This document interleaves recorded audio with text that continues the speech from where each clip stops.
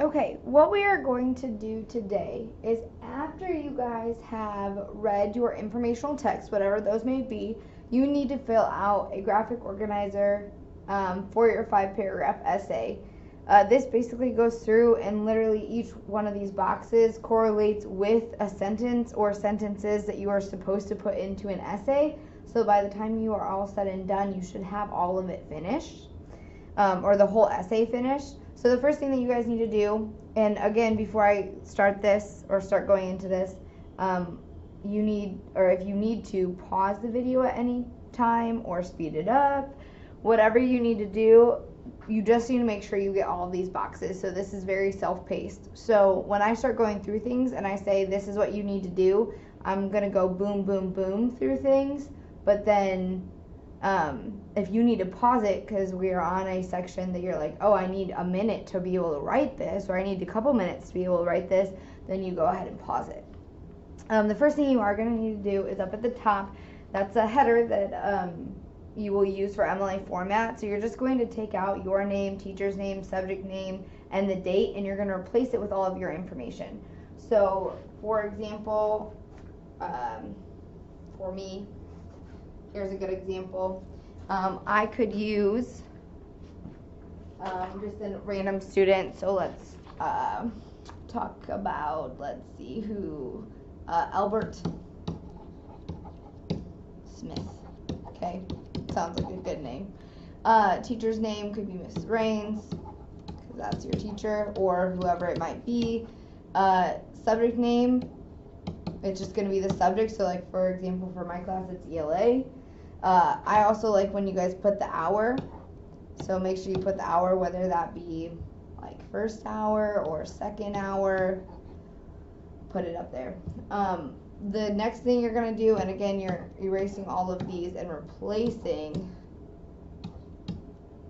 it with this information, you're going to put the date. And so I'm just going to put, but I'm going to put it in this format. So let's say today is the 29th of January 2020. Okay, then what you're going to need to do, and you can do this at the very end if you want, but title your report. The title of your report should be something that allows the reader to know what they're about to read about. So whether it's like we're talking about Columbus Day, the title could be Columbus Day, because that's the topic that we're talking about. It could be something like the question could have been something like, should we celebrate territory in space? Well, the title could be space territory or something like that, where you're actually like putting a topic on it.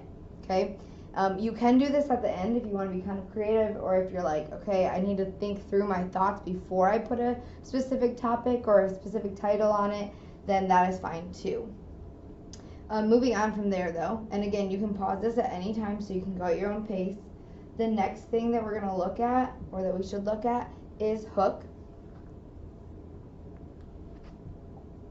The hook is basically an attention grabber. It's something to get the reader interested in your topic. So it could be anything that makes, I always say it could be something, it could be literally anything that makes them think for more than 2 seconds. So it could be a question, like a thought-provoking question. It could be a story. Maybe you really want to build up the suspense, or you want to set the scene for them. Well, a story is a really great way of doing it. Another one that you could use if you wanted to could be to find somebody who said something, or someone famous who said something that directly goes with your topic. So as they're reading, they want to finish the quote and see who read it, so they have to think about it and they have to read it, and so then they want to go on from there.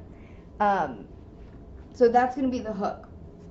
The next one is bridge sentence. So I always say this is what connects your wow to your now. Your wow is the hook, and your now is the thesis. So this bridge, it's literally a bridge, connects these two things. So you're saying with the hook, hey, look at this, I want to talk about this, or pay attention to this, get interested. With the thesis, you're saying, here is my claim, and here is why I believe this.